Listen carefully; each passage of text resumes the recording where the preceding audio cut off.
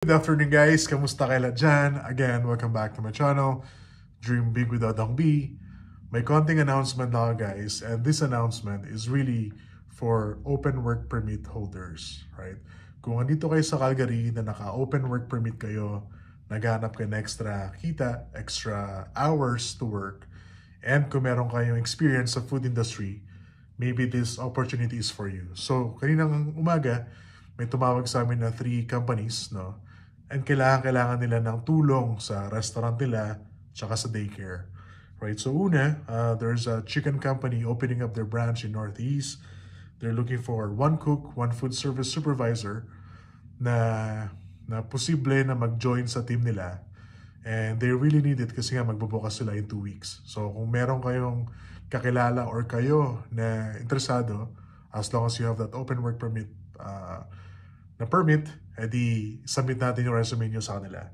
Second, yung Afghani/kebab restaurant naman, they're looking for 1 cook or chef that will join their team. So, kung may alam kayo sa ganong cuisine, familiar kayo sa mga food nila, so maybe this opportunities for you, right?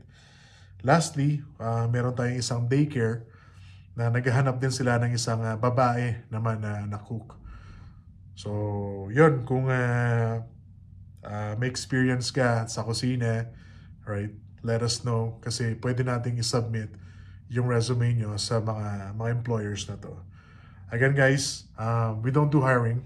Basically what we do is pag may tumawag sa amin na employer, right, we just submit the resumes sa kanila, and then we let the employer decide, do the interview, and then kung may magustuhan man sila doon sa binigay natin, edi they will finalize everything with that worker or workers, right? So again, this news is just for open work permit holders lang muna.